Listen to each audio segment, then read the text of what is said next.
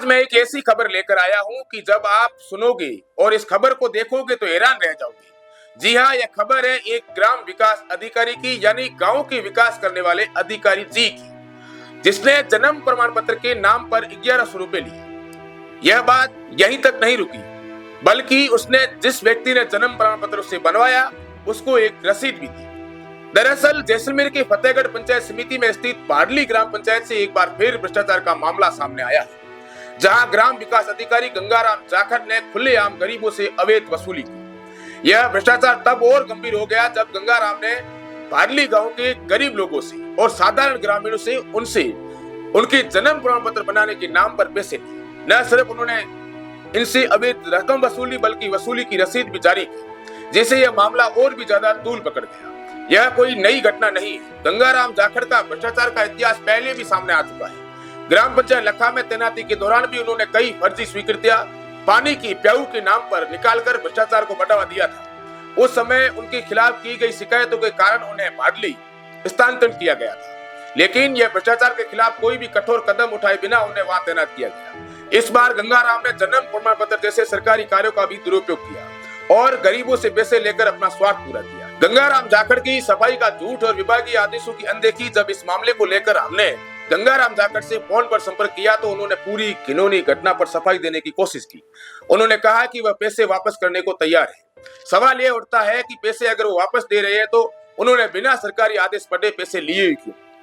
और यह भी दावा किया कि उन्हें एक कथित मीटिंग में पैसे लेने के लिए बोला गया था। क्या यह स्वीकार किया जा सकता है कि एक अधिकारी को मौखिक आदेशों का पालन करने का अधिकार है और जब वह इन आदेशों को पूरा करता है तो वो आरोपों से मुक्त हो जाएगा? क्या भ्रष्टाचार को लेकर यह एक सस्ती सफाई नहीं है? गंगाराम जाखड़ का यह कहना है कि उन्हें पैसे लेने के लिए कहा गया था। यह साबित करता है कि वह प्रशासन के आदेशों और नियमों को जानबूझकर नकार रहे थे।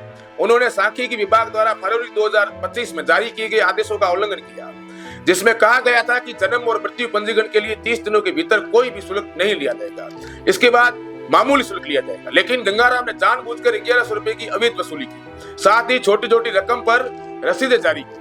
क्या गंगाराम जाखड़ ने सांख्यिकी विभाग के स्पष्ट निर्देशों को जानबूझकर नजरअंदाज किया, या फिर उन्होंने यह महसूस किया कि वह अपनी पद की ताकत के बल पर इन आदेशों का उल्लंघन कर सकते हैं? क्या गंगाराम जाखड़ ने यह समझा था कि उनके खिलाफ कोई जांच नहीं होगी और वो कानून से ऊपर है? अगर किसी कर्मचारी के पास आदेशों की अनदेखी करने की स्वतंत्रता है तो वो तंत्र और प्रणाली का बेजा इस्तेमाल करेगा, जैसा कि गंगाराम ने किया।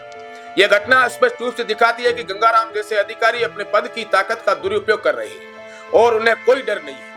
क्या विभागीय अधिकारी अपने कर्मचारियों के खिलाफ कोई ठोस कदम उठाएंगे या फिर इसे अनदेखा कर देंगे? अगर गंगाराम जैसे अधिकारियों को तुरंत निलंबित नहीं किया जाता है और उनके खिलाफ कठोर कार्रवाई नहीं की जाती है तो यह भ्रष्टाचार को बढ़ावा देने जैसा होगा। प्रशासन की लापरवाही ने भ्रष्टाचार को बढ़ावा दिया है। यह मामला पंचायती राज विभाग की लापरवाही और प्रशासनिक ढांचे की कमजोरी को पूरी तरीके से उजागर करता है। अगर प्रशासन में जिम्मेदारी और पारदर्शिता होती तो ये ऐसे अधिकारियों के खिलाफ पहले ही कड़ी कार्रवाई की जाती। गंगाराम जाखड़ जैसे भ्रष्ट अधिकारियों को सजा दिलवाना अब केवल जिम्मेदारी नहीं बल्कि प्रमुख आवश्यकता बन गई है। अगर विभाग ने इस बार भी गंगाराम जाखड़ के खिलाफ कोई ठोस कार्रवाई नहीं की तो यह पंचायती राज विभाग की निष्क्रियता को और ज्यादा प्रदर्शित करेगा। यह पूरे तंत्र की साख को चुराएगा और इससे भ्रष्टाचार को और वैधता मिल जाएगी। पाडली गांव के ग्रामीणों का कहना है कि अब वो चुप नहीं बैठेंगे। पिछले 2 साल से लगातार पूरे ग्राम पंचायत के अंदर भरपूर मात्रा में भ्रष्टाचार हो रहा है। बताया जा रहा है कुछ दिन पहले फतेहगढ़ पंचायत समिति द्वारा जांच भी बिठाई गई थी। बताया ये भी जा रहा है कि ये जांच अब अपना काम जो कमेटी है वो कर रही है।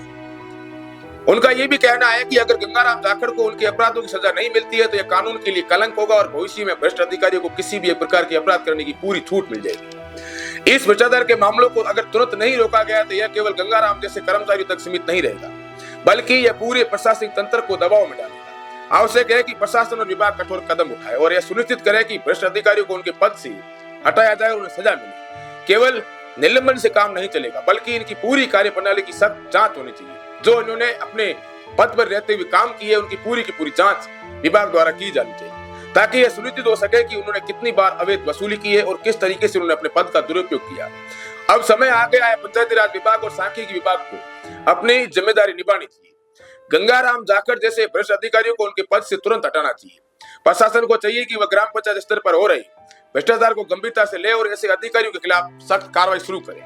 अगर प्रशासन और विभाग इस पर कार्रवाई नहीं करते तो यह ग्रामीणों का विश्वास खोने का परिणाम देगा और पूरे तंत्र की साख पर कालिक लगेगी। यह प्रशासन के लिए अब सुनहरा अवसर है जहां वे यह साबित कर सकते हैं कि वे वास्तव में भ्रष्टाचार के खिलाफ है और गरीबों के हितों के लिए काम कर रहे हैं।